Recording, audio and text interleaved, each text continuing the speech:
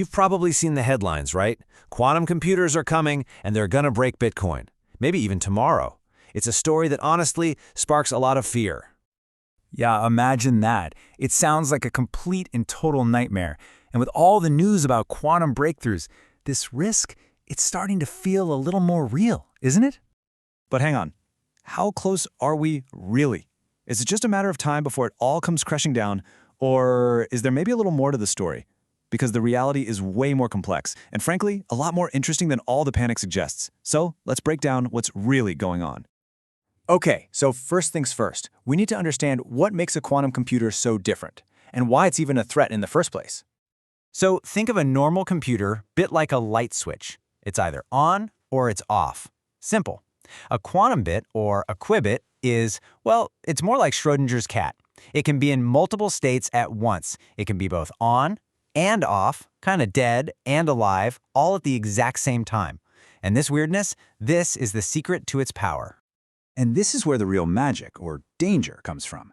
Because these qubits can exist in all these states at once, a quantum computer can perform just a massive number of calculations all in parallel. You know, it's not just about being faster, it's about operating in a completely different way, which allows it to solve certain types of problems that are, for all practical purposes, impossible for even the biggest supercomputers we have today. And yeah, one of those impossible problems is breaking the encryption that keeps Bitcoin safe. So here's how a theoretical heist would actually play out. Step 1, someone makes a normal transaction, and in doing so, their public key gets broadcast to the network. Step 2, an attacker with a big, powerful quantum computer uses a special tool, it's called Shor's algorithm, to instantly figure out the private key just from that public key. And finally, step 3, with your private key in hand, the attacker just signs a new transaction and poof, your wallet is empty. Okay, that sounds terrifying, I get it. But before you rush for the exits, it is so important to understand that this threat is not some universal skeleton key that unlocks all of crypto. It's actually highly specific. And this is where the nuance is absolutely critical. Right now, as of today, only about a quarter, 25% of all Bitcoin is actually vulnerable to this attack. So why? Well, because the whole attack only works if your public key is known. And for about 75% of all Bitcoin, the public keys have never been revealed on chain.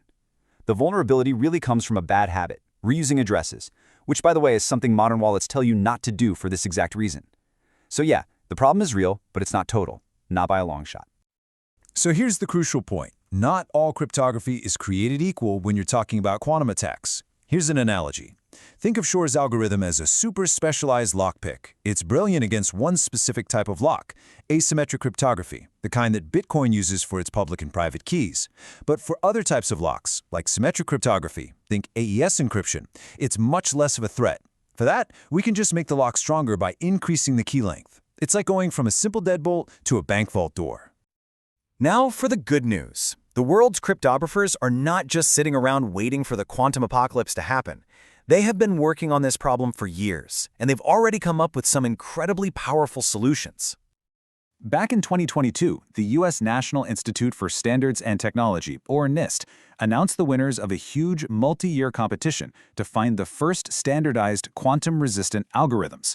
So now we have these vetted, robust replacements ready to go, things like CRYSTALS-Kyber, Dilithium, Falcon, and Sphinx Plus. These aren't just ideas on a whiteboard. They are real, battle-tested tools ready to be rolled out. And the Bitcoin community is already on it, planning the migration. Developers are already working on a step-by-step approach to transition the whole network to these new standards. And here's the really smart part. The plan includes economic incentives. So using the new quantum-resistant addresses will actually get you a discount on transaction fees, which will encourage everyone to upgrade sooner rather than later. Pretty clever, right? Okay, so we've got the problem, and we've got the technical solution.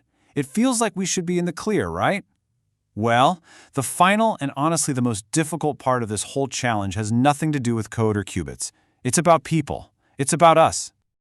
A researcher put it perfectly with this vaccine metaphor. It's one thing to develop a perfect vaccine, a perfect technological fix.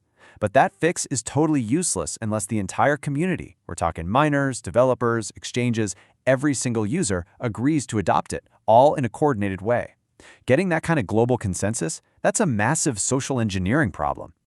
If you want a good analogy for just how big this is, think back to the Y2K bug. Fixing that cost the world an estimated $100 billion. And that was a way simpler, much more centralized problem to solve. Migrating the entire crypto world to be quantum safe is going to be a monumental logistical challenge. And the longer we wait, the more chaotic and expensive it's going to get. So we're left with this question. This isn't really a story about our technology failing us. It's a story about whether we, as a global community, can get our act together and coordinate on a massive scale to implement the solutions that we already have. The race is on, but the finish line, well, that's going to be determined by human action, not just by technological progress. To dig deeper into all of this, you can find the original source of this analysis in the description of the video. And to finish, if you enjoyed this explainer, please follow, like, and share the podcast What Bitcoin Taught Me. You can also follow us on Twitter, /X, Nostr, Blue Sky, Threads, Instagram, Facebook, LinkedIn, Spotify, and now on YouTube. Thanks for tuning in.